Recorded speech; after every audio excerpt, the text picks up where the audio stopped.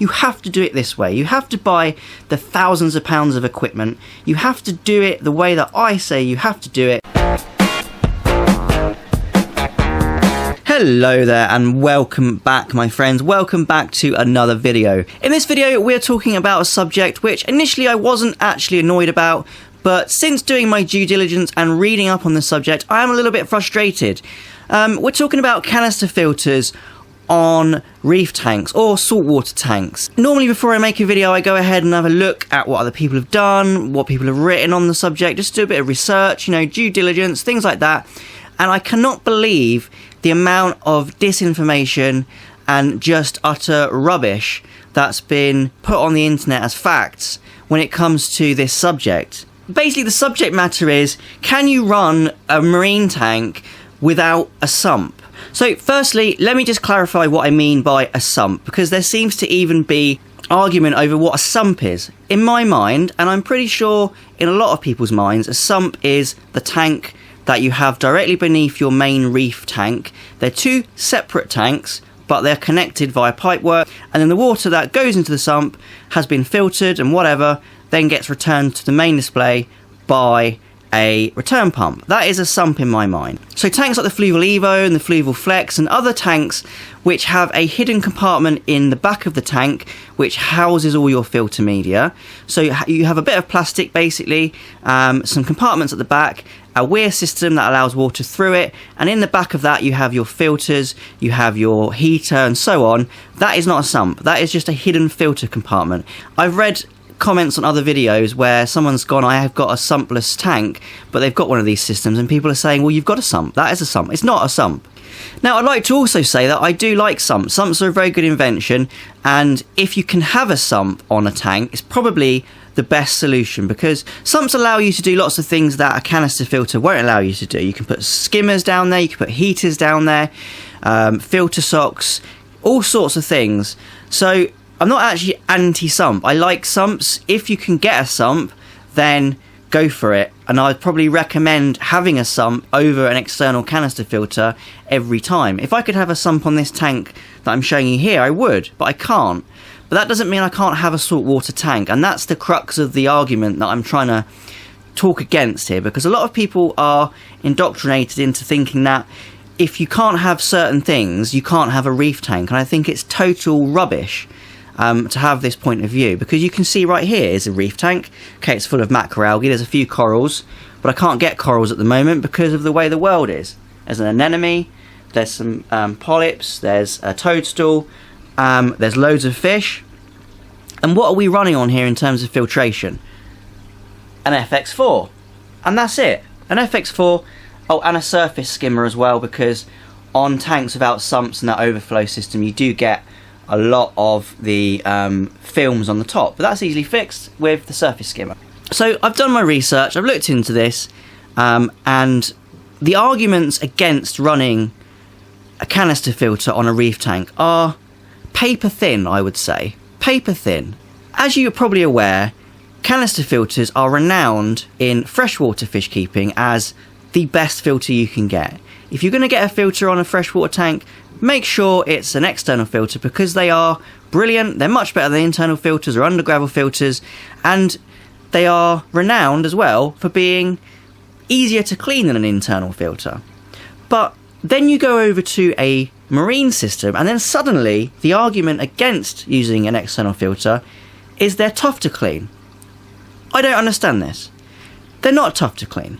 Let's look at these two filters here. I've got an FX4 on my 5-foot tank. This tank here is only a quarantine tank.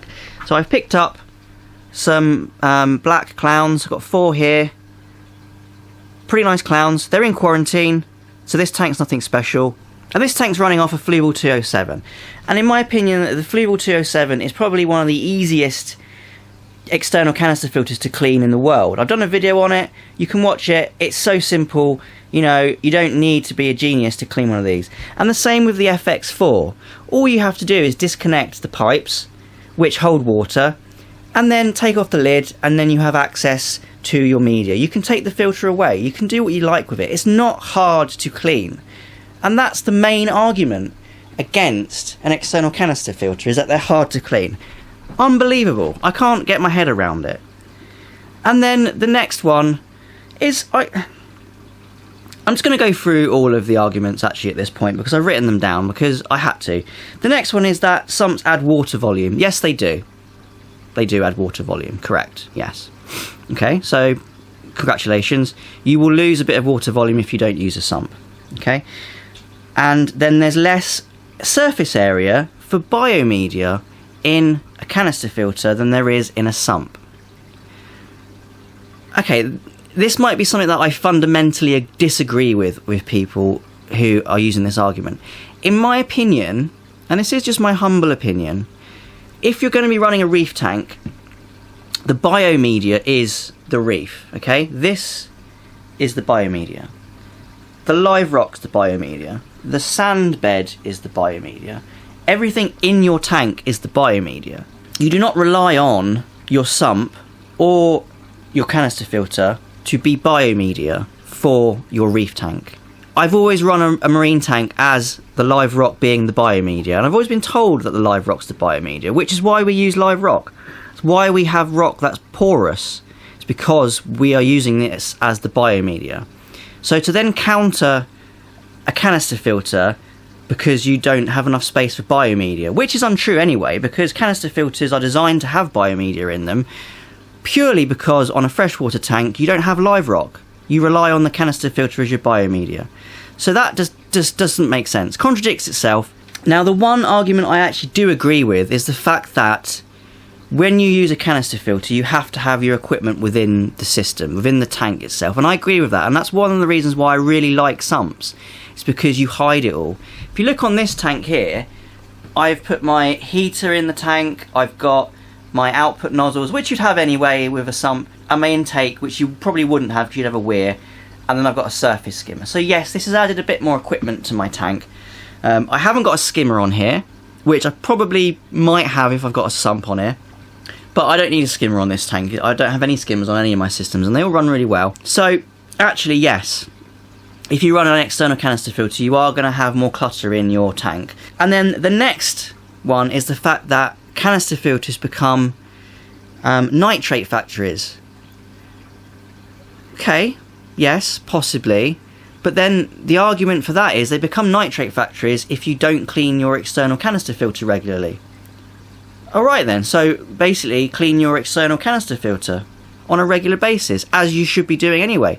And on that point, if you've got a sump with biomedia in it, with sponges in it, and things like that, isn't that going to become a nitrate factory as well? If you don't clean it, if you don't maintain that system, that will get clogged up with rubbish. That will become a nitrate factory in the same way that your external canister will become a nitrate factory. So all I can see here in argument against using canister filters is people being lazy. They're hard to clean, not if you're not lazy. They become a nitrate factory, not if you're not lazy. Now, in terms of what maintenance you need to do when you're using a canister filter, it's pretty much the same as if you were using a sump. So if you're a good reef keeper, you should be doing regular water changes. And by regular, I mean maybe once a month or so. I mean, every system is very different, so you can't just put a number on it and say you have to do a water change every X amount of weeks or months. It's reliant really on your system. But let's put this tank, for example. I do a decent 30% water change on this tank every month. And that's probably quite similar to a lot of reef tanks. Some reef tanks, okay, they go on for years without needing any maintenance, but they're very special things, those kind of pure systems that run by themselves. Most people, though, are going to be doing some sort of maintenance on their system, and that has to be regular. So the argument of marine tanks being run on a canister filter being very unstable and not running very well, and that's due to the fact that the people running these systems are not doing the tank maintenance that they should be doing in the first place. It's not the fault of the fact that they're using a canister filter and not using a sump. And on that note, if you're using a sump, you should still be doing water changes. You should still be maintaining your equipment beneath the tank. You should be still cleaning the sponges or whatever's in your sump. So I'm just making this rant. This was supposed to be an informational video, but it's become a rant, and I'm sorry about that.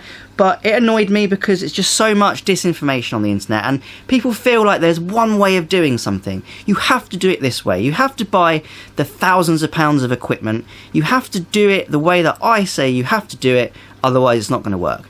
And it has annoyed me today. I'm normally very calm in my videos, but this has really frustrated me.